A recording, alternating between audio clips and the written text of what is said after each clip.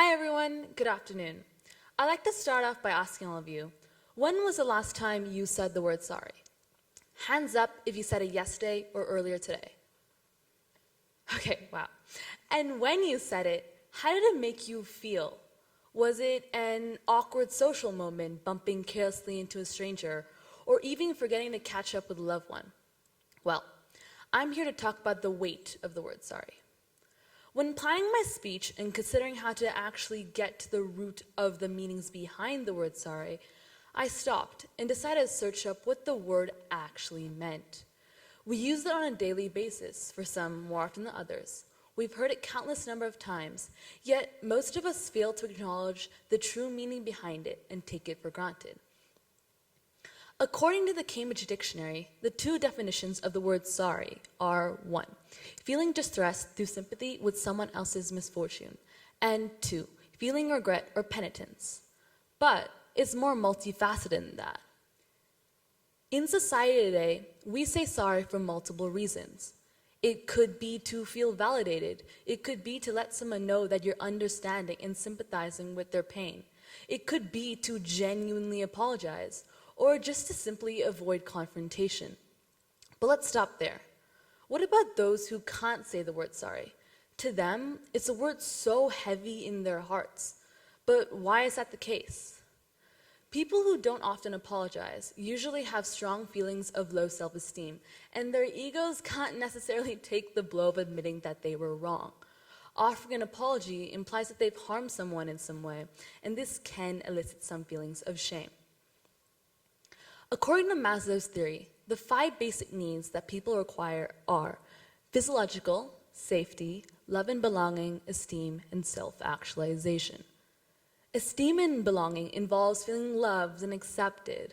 This need includes both romantic relationships as well as ties to friends and family members.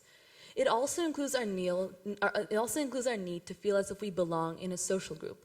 Essentially, we all just want to fit in, and part of having these meaningful relationships is being able to demonstrate that you can regulate your own behavior and acknowledge when you're wrong.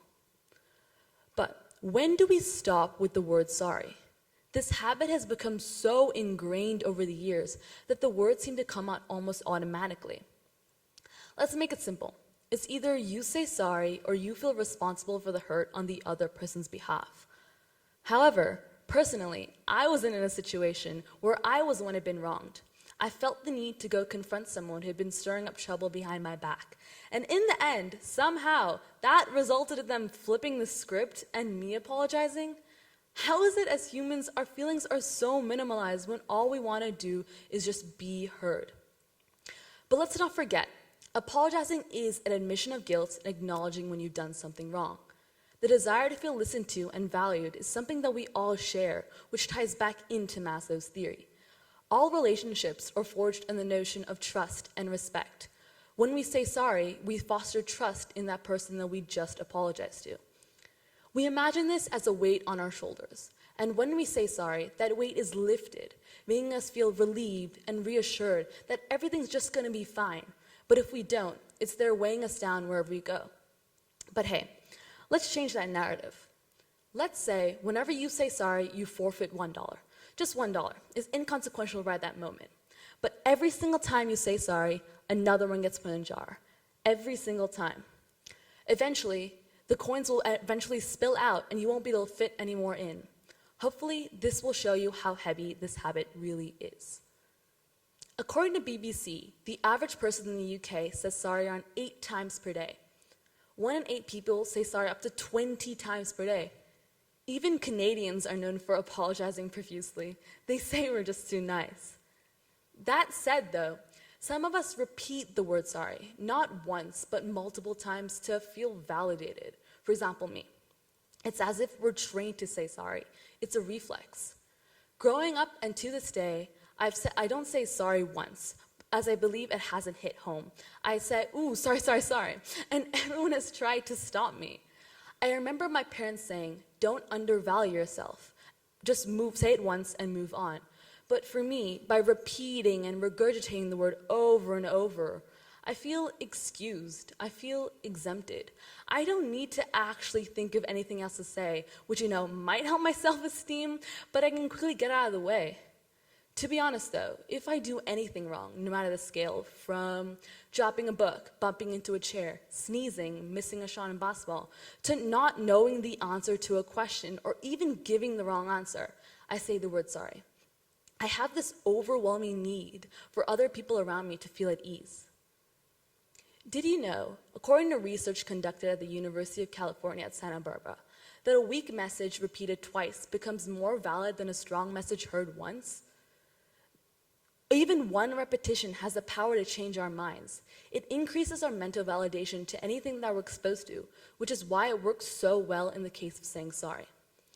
To be honest though, if you do have a habit of over-apologizing, I hate to be blunt, but you're also probably terrified of being a burden to someone else. It's a symptom of our low self-esteem, fear conflicts, and focus on other people's needs and feelings. We also tend to have poor boundaries. Even if we don't mean to, we'll accept blame for things we didn't do or couldn't control. I'm sure most of us can remember a time when we apologized for something completely not worth apologizing for. It is known that women do say sorry a lot more than men. Studies by Karina Schumann at University of Pittsburgh found that in a group of people, 255 women apologized every day compared to a group of 150 men. This shows it's because that women and men have very different ideas of what type of behavior actually constitutes an apology. I was talking to my nani the other day, grandmother in Hindi, and we started chatting about the considerable difference between my generation and hers. She told me that she only says the word sorry when someone has either passed away or when she's in a situation that she doesn't really want to be in and says it to excuse herself. Whether it's my nani or scientific researchers at the University of California, they're essentially saying that it's more valid to say sorry once than multiple times as a filler. Otherwise, it's meaningless and loses all sincerity. Quality over quantity, always. Another thing worth noticing is that the younger generation does tend to say sorry a lot more. Why do you think it's that way? Does our generation have this sorry syndrome? Well, I think it's due to the fact that we've been brought up in a society where sometimes saying your opinion is encouraged, but not necessarily valued. So we end up apologizing for saying the truth or doing something if we didn't mean to. Once we say sorry, our brain remembers the response and recalls it. It's up to us to stop the sequence.